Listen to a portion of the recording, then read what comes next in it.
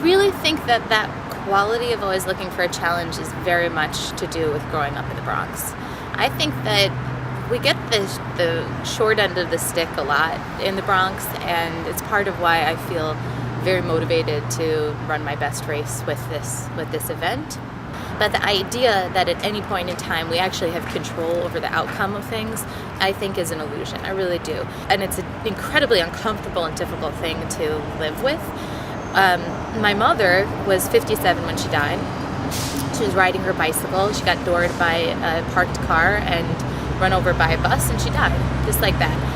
And it was incredibly surprising to get that news. It was a shocking piece of information because she was a 57-year-old woman who rode her bike everywhere. You know, we expected her to outlive everyone else. I had the experience at her funeral of looking around being like, really?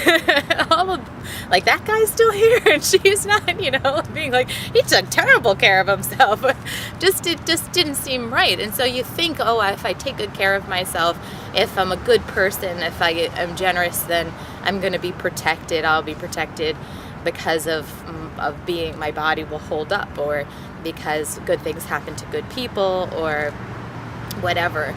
And that profoundly shifted my willingness to live outside of the comfort zone, because I wasn't there. I couldn't find my way back in, even if I tried.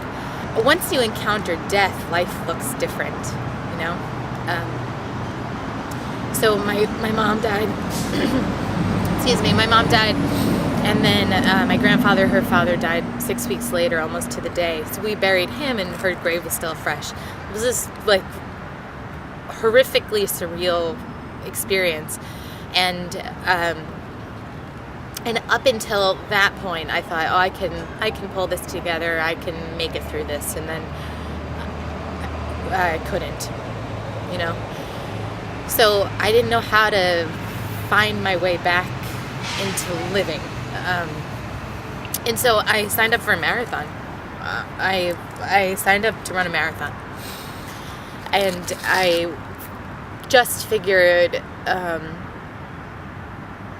this is an overwhelmingly huge thing to do, and that's exactly what I need, because of what I was experiencing emotionally was overwhelmingly huge. So marathoning was the thing that was as big as my loss, because for me it wasn't just losing my mom, losing my grandfather. It was also I was in my mid-20s. I was also well, what are you doing? Like, you know, you want to be a creative person and you're living in a fearful way, and there's no way to be able to create as long as you're holding on to something that's predetermined. And if you really want to be able to contribute something new or something meaningful, then you have to be willing to let go. It's like doing trapeze or skydiving or something like that. In order to have the experience, you have to be willing to fall and trust that in the moment that's needed, you'll be able to catch yourself or be caught.